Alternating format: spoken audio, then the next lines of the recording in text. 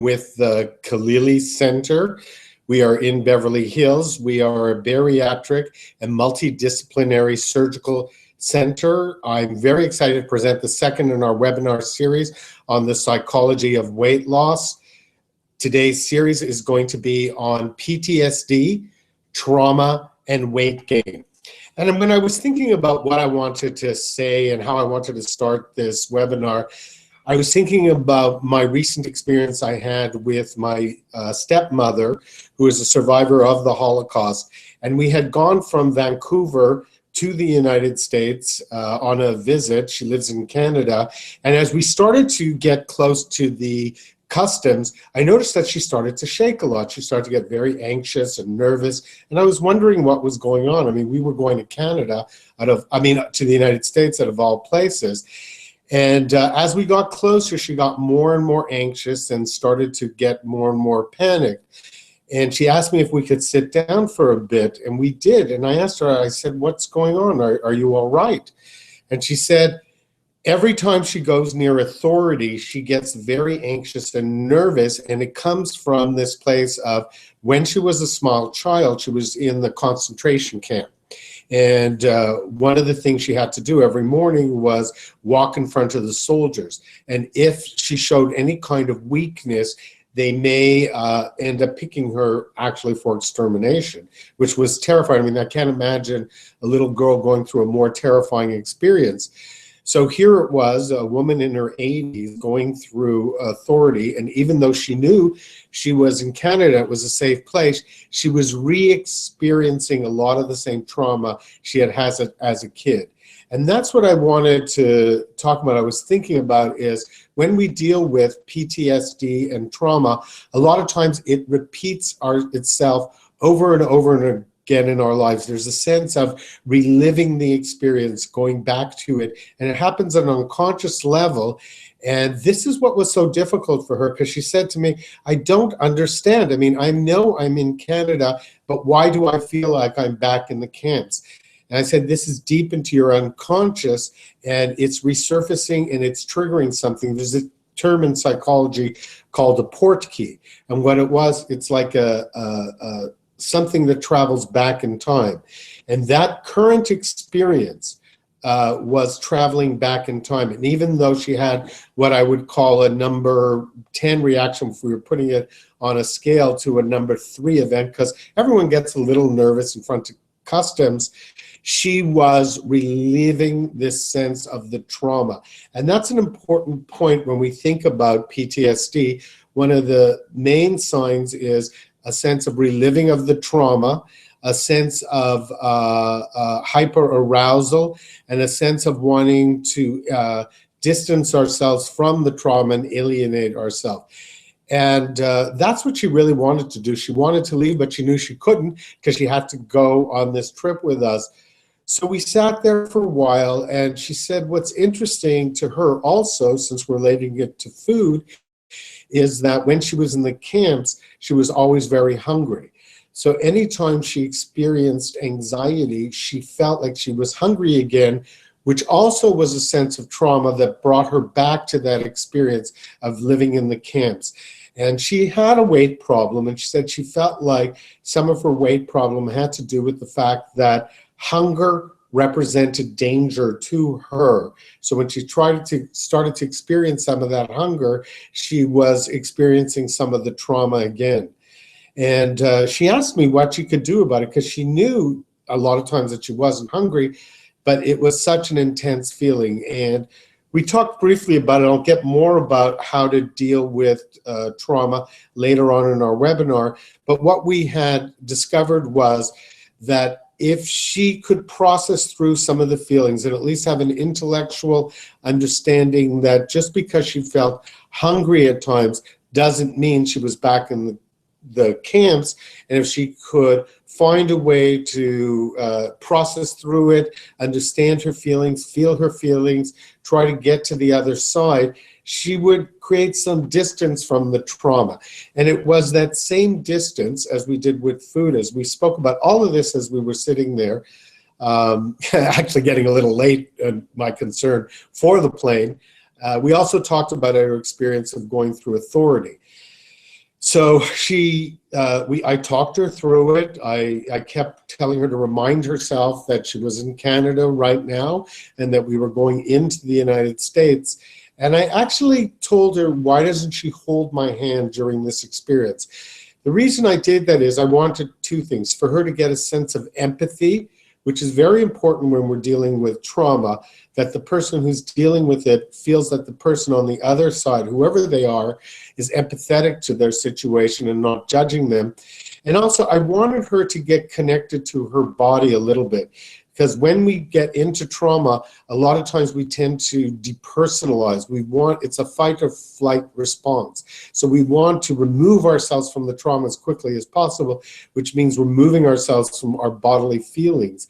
And that can get us into a lot of trouble, especially if that symbolizes, in a different case other than her, a sense of addiction, and we might dissociate and then go into an addictive state.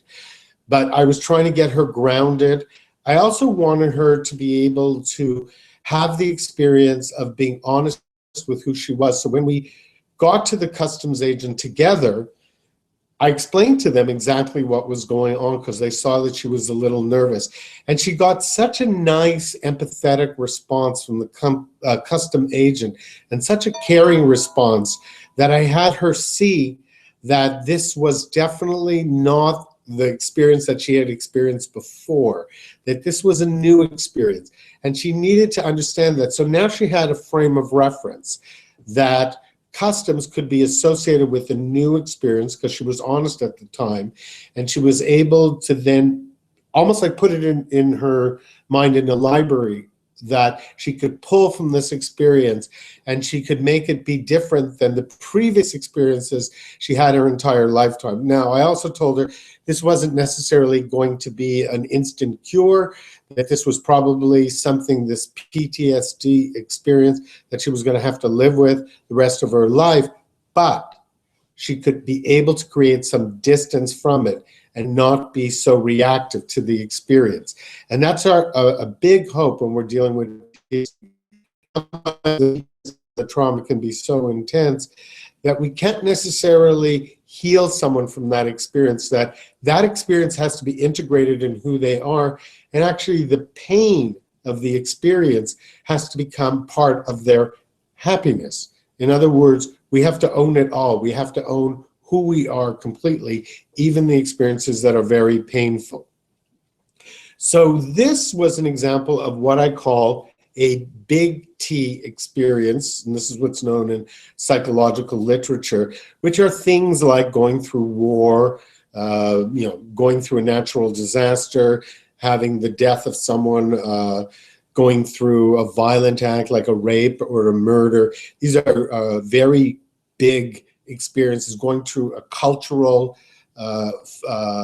act of terror. We saw this recently in Paris. We're all experiencing it all over the world. The trauma that the Parisians experienced with the recent acts of terror, we're all experiencing it vicariously, and it's bringing up a lot of anxiety for a lot of us. And what's interesting, when you look at the Paris experience, you can see immediately the people got to the streets and tried to find their power back, that they wouldn't be weakened by this experience. And they also tried to join in an empathetic response to lessen some of the terror that the experience brought along. So they're going to a feeling state very quickly, which is a instinctual act that people will do as a way of beginning the healing process. We also have what we call little t experiences. These are also traumas, but they're maybe more insidious. They happen over time. They are gradual in their process, like if you've gone through any kind of emotional abuse, or if you've been in maybe in a bullied experience at school, or you've been in a bad relationship, or even a bad attachment. In other words, there was not a good fit between you and your parents. There was not a good connection, so you didn't experience a sense of warmth or caring, maybe from a primary caregiver. So you never could really attach well to people. So these are more like little t experiences, but they're just as profound and actually sometimes more difficult to treat because they're harder to put our finger on it. What exactly is the cause of this anxiety? Another thing to think about is big T and little t experiences don't necessarily happen separate from one another. They actually can happen simultaneously. And many big T experiences also have certain elements of little t experiences with it. So you can go through a violent relationship that maybe was a domestic violence relationship that was maybe very physically abusive, but trust me, if it's going to be physically abusive, I'm sure it was also emotionally abusive too. So there's that combination to look at. So when we're looking at trauma and PTSD, we're looking at all different varieties and sorts of trauma. And there also are comorbid issues that go along with trauma, like depression, anxiety, maybe insomnia, manic behavior. So it's a complex puzzle to deal with and a complex puzzle to heal. So we have to look at all these different angles when we're dealing with it. And especially if people go to food as a way to resolve these issues, which is part of a big focus here, that food then takes on an addictive quality as a way to make us feel better or resolve some of the pain we're experiencing with the PTSD. So we may feel a lot of anxiety, and maybe possibly someone who has an addiction towards drugs may go to drugs. A lot of people may go to food as a way to soothe themselves and a way to make themselves feel better and a way to deal with anxiety. I recently talked to a friend of mine who told me that within a couple of years, he had the loss of a parent and two siblings, and he felt it was devastating. And during that period, he had difficulty with his food, and he actually put on about 50 pounds because he used food to soothe a lot of his feelings. And he felt so traumatized that actually he couldn't get to a place where he could process through a lot of the feelings. He felt numb. And we talked about it for a while. I said, probably the best thing you could have done at that point was just to go in and find a therapist or someone to talk to immediately so you wouldn't go to these other sort of negative habits or destructive habits. And he understood that. And the good thing he felt by going through what he went through and then actually ended up in therapy is that he understood that the next time, or if something like this ever happens again, he wouldn't approach PTSD in the way that he experienced it at that time. That at least he had learned something from the process.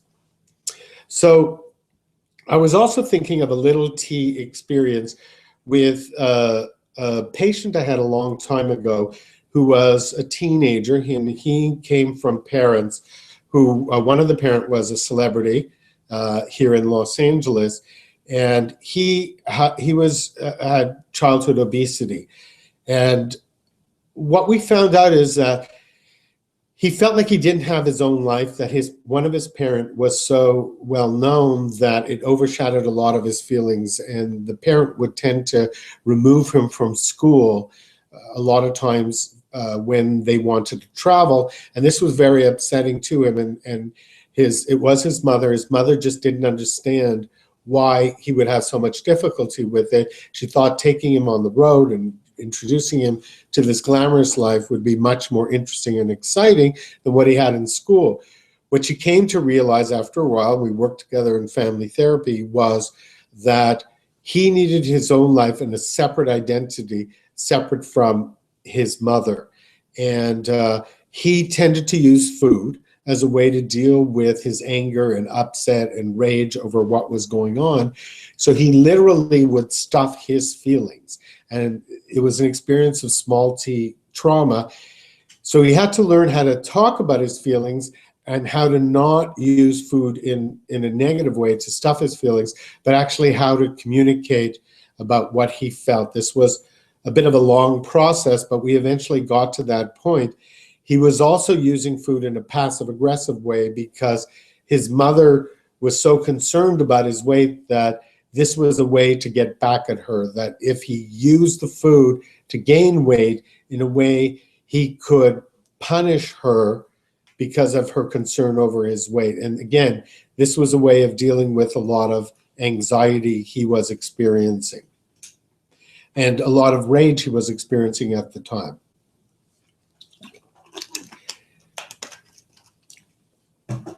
So as we said, there are different symptoms of PTSD and trauma. I'm going to sort of put them together for our webinar.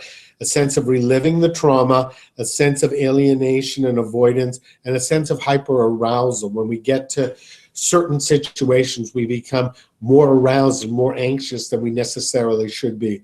In the Vancouver story I told you about my stepmother, there was also an example of hyperarousal. When she got closer to the authorities, she got more and more anxious and aroused, and it created a very strong anxiety reaction in her.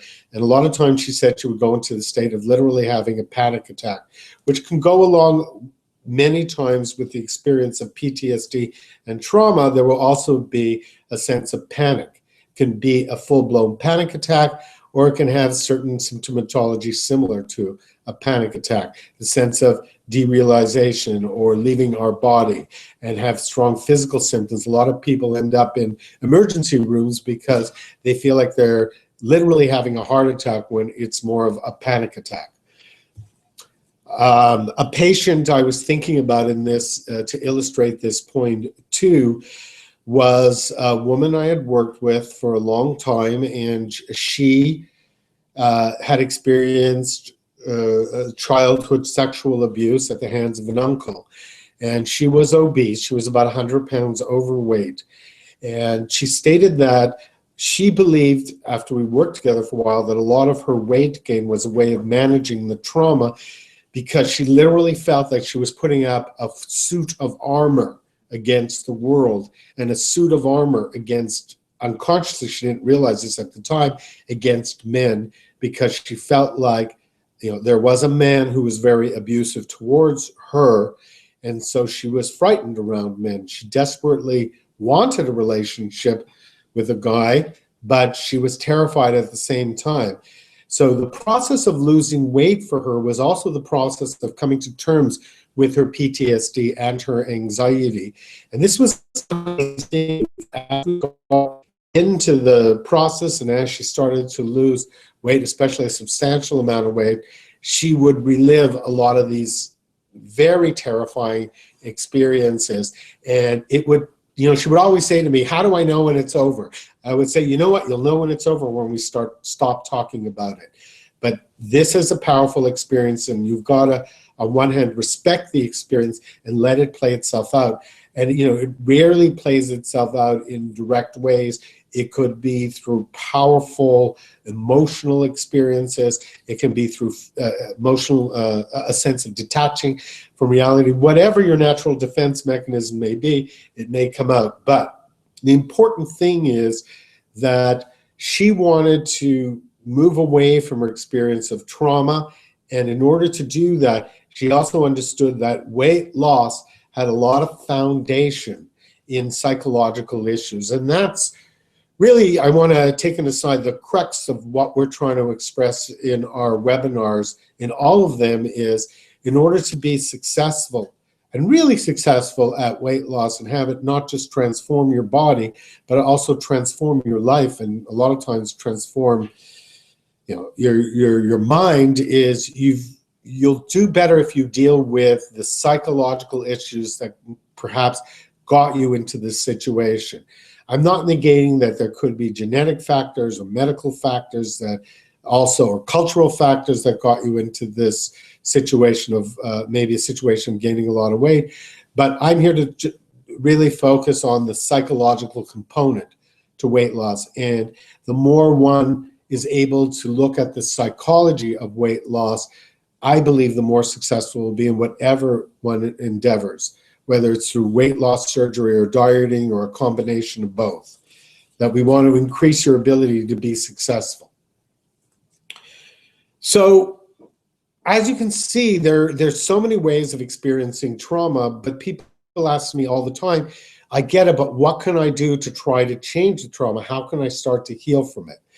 So let's look at a few of our stories. One of the things I tried to illustrate in the Vancouver story about my stepmother is by me grabbing her hand and saying, I hear you, I'm not judging you, I'm present with you. It seems like a simple act, but immediately I can remember seeing her and it was just the breath came out of her. She understood that I understood who she was. So I tried to express a feeling of empathy towards her, that I could never imagine what she had experienced. I could never experience, I mean, I've never experienced it, but I wanted her to know that she wasn't alone.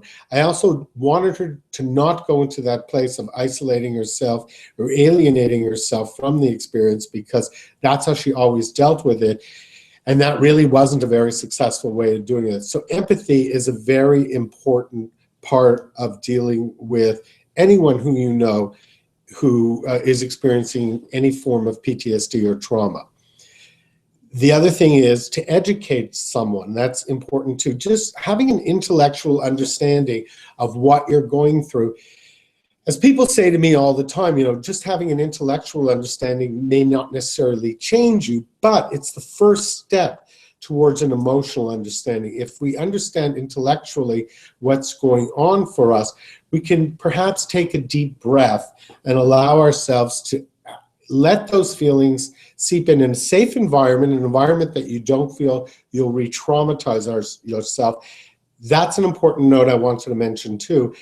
If you are experiencing any kind of trauma or PTSD, well, one thing more than anything is please get professional help. There's so many organizations around helping people deal with issues of PTSD and trauma. And I just can't express it more how important it is to get the right support. So I would recommend that highly. I would also say that an intellectual understanding can lead to an emotional understanding if you're with someone that you feel comfortable with, maybe a good therapist or in a group situation where you can allow your guard down and not re-traumatize yourself. Because if you do re-traumatize yourself, a lot of times then you'll really stay away from it because you'll think like, I'm never going back to that situation again on any level. Or, if you were in a car accident, I'm never going to go back in a car again if you experienced, if you tried to re-enter it again. So small steps, and you'll go as quickly and as fast as you could go, and there's no time limit on it. You have to be really honest with yourself wherever you're at, because different traumatic experiences can affect the same person in different ways. So, you may do really well with a certain kind of trauma, but not well with a certain other kind of trauma. It depends how it taps into your psyche. Another experience I've just seen so many times in my office and my experience at the in various forms at the Kalili Center, our bariatric center and multidisciplinary center, is an experience of shame and guilt. People feel like they shouldn't have any, they just shouldn't be going through this experience of PTSD, and somehow they should be stronger than the emotions that they're experiencing. And I find that this tends to happen. This is just, I'm not quoting any study, I'm just my own personal experience in my own practice. With men, and I'm thinking about a guy I was working with who had a weight problem. He was an Iraqi vet, a young man, about 30 years old. He had served time over there and had some very traumatic experiences and experiences of PTSD. And one of the things that we focused a lot on, he had shame because he felt like as a man, he shouldn't have this kind of experience, that he was taught he should be tougher and more masculine than the experience that the emotions he had. So this message that was ingrained into his psyche was actually doing him more harm than good, because it made it so difficult for him to get to that place of being able to say, you can be a guy and still have emotions and feelings, and that doesn't make you less of a man. That makes you actually stronger. But his socialization made it difficult for him to go to that place. So in our work together, we had to focus a great deal on his shame and his guilt about having the feelings he did. And he tended to use food and actually alcohol as a way of dealing with his difficult feelings. So when he would be in these almost manic states, and they'd sometimes last for, on and off for a couple of days, he would just binge eat. And we found out through working together that there was a direct correlation between his emotions and feelings and his binge eating.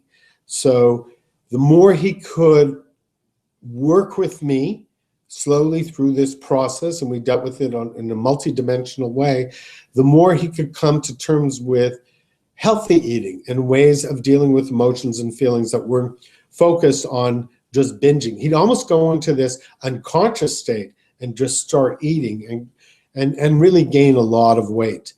And he eventually, I wanted to say this, we worked together, had some weight loss surgery, and there was shame around that because he felt like, again, he should be stronger than the surgery.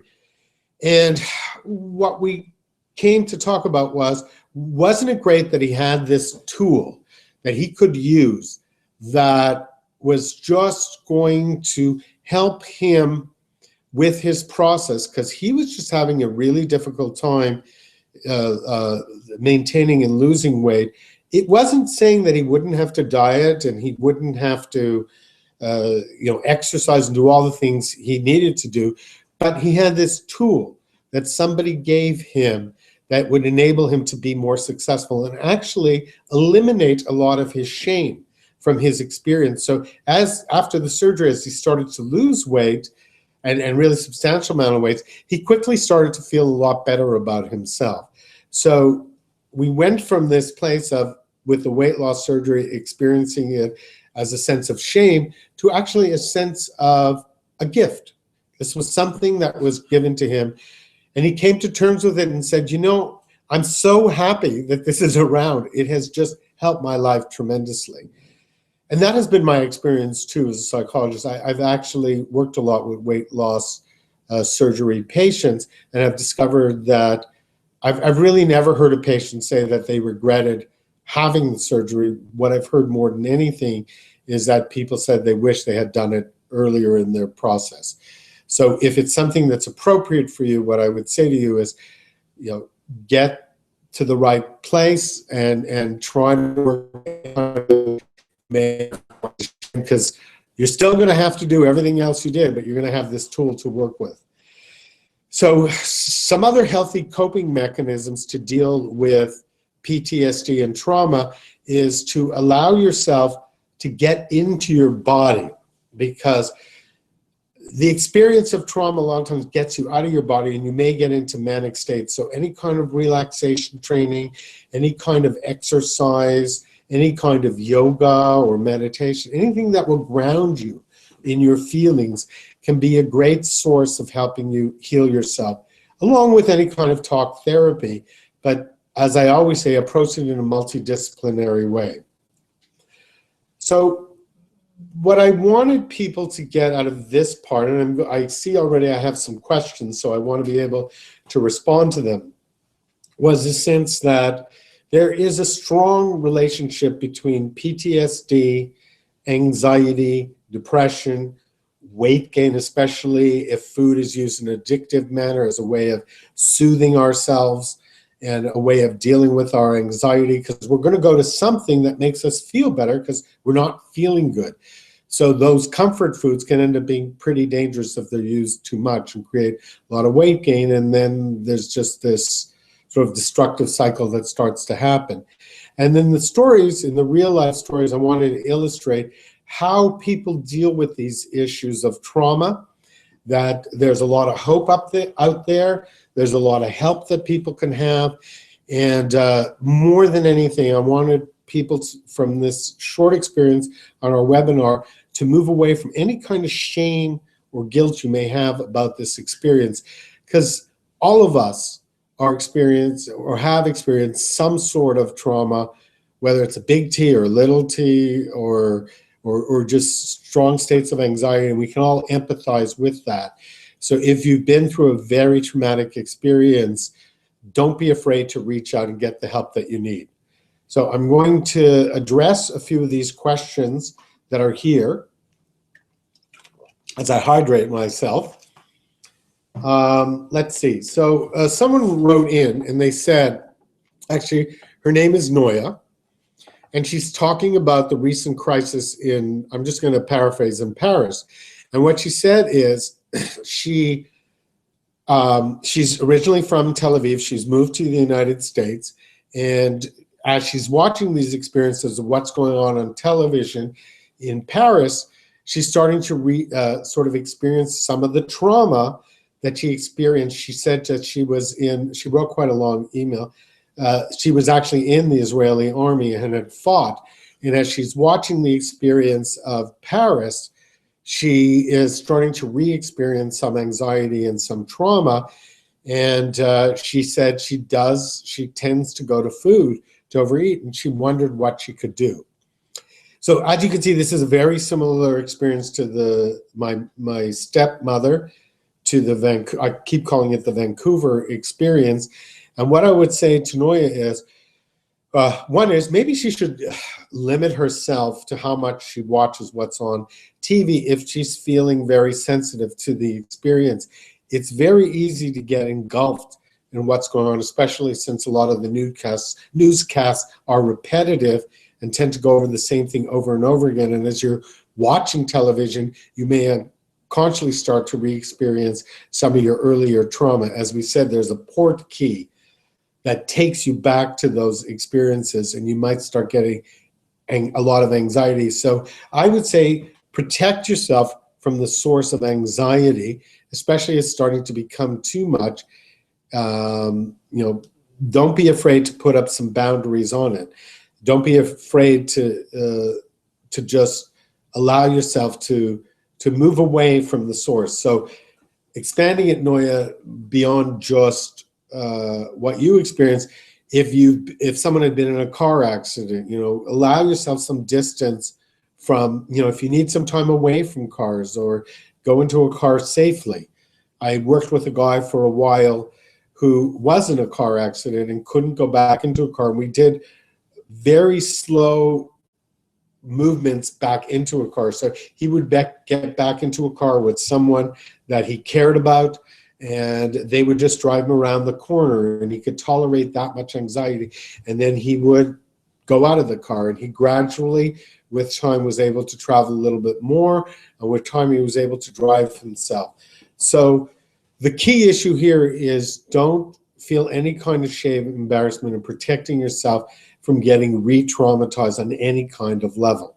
So if the television broadcasts become too much, don't be afraid to move away from it, and use all the other tools we've talked about in this webinar about relaxation training, finding empathy, finding a way to process through your difficult feeling, replace some of the negative thoughts of the trauma with something more positive. That's in the story with my stepmother, allowing the authorities to talk to her in a positive way was a way to replace, ever so slightly, the experience of authorities being negative. So Noya, I hope that helps you a bit. I have another question here. His name is Mark, and he recently experienced a concussion. And well, it's interesting.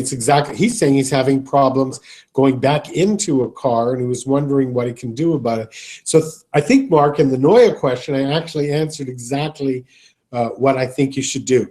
This graded reentry into the trauma, that if you're having problems getting back into a car, there are actually some therapists around town, or some people that may actually go with you back into the car, or simulate it through imagination of taking small steps. The key in this is you don't want to push yourself further than you can go, so you don't re-traumatize yourself. That's the key issue. Because if you do that, you'll be too afraid to ever go back into the car. And so don't try to be a hero in this. Be sensitive to your feelings and gradually allow yourself to go back into that experience, and give yourself a place removed from the car to allow yourself to process through whatever feelings you're experiencing. There's a question here, and her name is Melissa, and she said that, again, to paraphrase, her son is being bullied at school, and she's afraid that she's concerned about the long-term effects that this trauma may have, and she's wondering what she can do. She already spoke to the authorities, and she's considering moving her child to another school, but she's wondering, is there anything she can do to stop the trauma from happening, or stop any kind of fear or self-loathing he may have bought into based on the bullying he experienced? And I think the best thing, there's several things you can do. One of the things to do is don't be afraid to talk to your child and let your child have an open experience to speak to you, to not being judged. Kids are so afraid of being judged by their experience. So they want to know that they can tell you what's going on and that they're not being judged harshly. So it sounds like, Melissa, you've done that, which is great. You've also looked to the authorities to see if you could try to stop the bullying at school, or maybe move him to another school if you're forced into it. I would also say, if it gets really bad, if you start to experience any kind of difficulties with sleeping or comorbid conditions of depression or anxiety, that you get the professional help you need, that to help your child work through whatever experiences he's having around the bullying. That's probably one of the best things you could do, so it doesn't linger into his adulthood. Or maybe, it shows a sign that you're not minimizing the experience or just brushing it off, which can be so detrimental, because if your son experienced it in a very powerful way, but you're saying, oh, it wasn't that big of a deal, or, they weren't really bullying you, there's such a discrepancy in his experience that he may repress the experience, and it may come out in his adult life as in an indirect or a direct way, as sometimes the kids that get bullied end up bullying other people, and they can do it in much more sophisticated ways, whether it's professionally or in a personal relationship. So you want that to not happen, and that can come also by minimizing the experience. So 3 things to think about, Melissa, is don't minimize the experience, don't have a lot of empathy towards your son, because that will also show him that there's no shame to having that experience. He may feel less than because of that experience, and you don't want him growing up with that experience. So we're coming near the end of this webinar on PTSD, trauma, and weight gain, and how I want people to think about pulling it together, that if one has experienced a lot of trauma, or big T, small t, or a certain amount of, let's just say even a great amount of anxiety, one of the ways people may tend to do it is by overeating, binge eating, using food in an addictive manner, using food as a way to soothe one's feelings. So then food becomes it becomes another substance. It becomes what for some people alcohol may become, or drugs become, and then food becomes that. So a lot of the symptomatology that one experiences through addiction, one will then experience through food. So we don't want that experience, and that can lead to a lot of weight gain. What we want to have is a healthy relationship with food. So there's a parallel process to remember, that as you're dealing with issues of trauma, if you're also trying to lose weight, if that's the issue you're dealing with, the more you can marry the two, the psychological journey you're on and trying to heal yourself with the weight loss, the more chance you may have of making it a more permanent way of losing weight. There's a lot of people I see at the Khalili Center, our bariatric center, multidisciplinary center for surgery, who have yo-yo diet, their whole entire life. And I believe one component in that, from a psychological perspective, is that they get close to the issues that cause them to gain the weight, and then they either don't have the tools or the ability to deal with processing through those feelings. So they go back to maybe an original weight, even though it felt uncomfortable, it felt familiar.